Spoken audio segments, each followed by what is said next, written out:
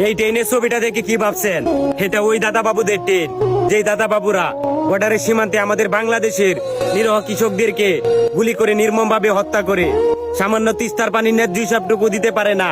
আর আমরা বাঙালি তাদেরকে স্বাধীন রাষ্ট্রের বুক চিরে রেল লাইন দিয়ে দিয়েছি। দেখা যাবে কয়েকদিন পরে তারা নিজেরাই নিজেদের ট্রেনের উপর ডিল ছুঁড়ে মারবে, আর মিডিয়াতে এসে বলবে আমাদের ট্রেনের নিরাপত্তা দরকার, আর নিরাপত্তার জন্য আমরা সেনাবাহিনী নিযুক্ত করব। আর এভাবে আস্তে আস্তে শুরু হয়ে যাবে দখলদারিত্ব, আর দেশ হয়ে যাবে ওই দাদা বাবুদের অঙ্গরাজ্য। আসলে দেশটাতে দালালে ভরে গেছে। যদি ভয় না পাও তাহলে রুখে দাঁড়াও, দেশকে বাঁচাও, ভারতকে খেদাও।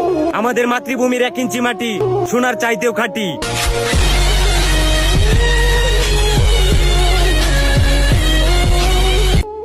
যেই দেশে ধর্ষকের পক্ষে উকিল পাওয়া যায় ওই দেশে পয়রা লেখা জজ হয়ে কোনো লাভ নেই। মুসলমানদের দেশে নেতা হইয়া যদি আলেমদেরকে বন্দি করে রাখতে হয়, ওই দেশের রাজনীতি করে নেতা হইলে জনগণের জন্য কোনো ফায়দা নেই।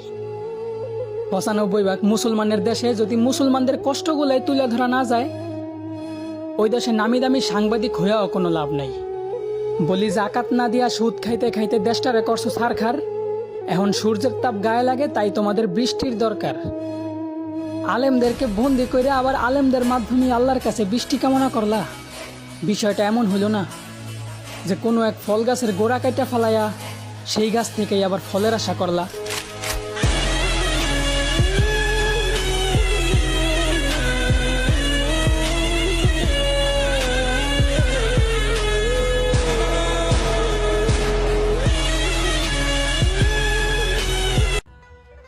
যেই দেশের প্রধানমন্ত্রী একজন নারী, ওই দেশে আজও নারী দর্শন বন্ধ হয়নি।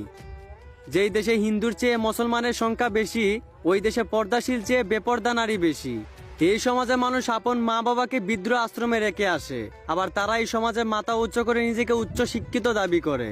একটা বৃদ্ধ আশ্রমের দেওয়ালে লেখা ছিল, তুমি তোমার সন্তানকে উচ্চ শিক্ষা নয় সুশিক্ষা দিও, যেন শেষ বয়সে তোমাকেও আমার মতো বৃদ্ধ আশ্রমে আসতে না হয়। যেই মুসলমানের দেশে মুসলমানের কাছেই 6 বছরের শিশুও নিরাপদ নয়, সেই দেশে জন্মগ্রহণ করে মানুষ নিজেকে গর্বিত দাবি করে। যেই সমাজে দর্শকের পক্ষ উকিল পাওয়া যায়, ওই দেশে মানুষ উচিত বিচার খুঁজে।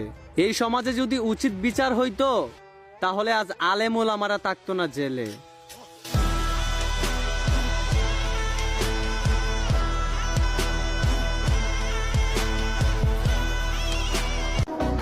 রাগ না হলে একটা কথা বলতাম, আল্লাহ তাআলার 1000 প্রেমিককে আমার কমেন্ট বক্সে দেখতে চাই।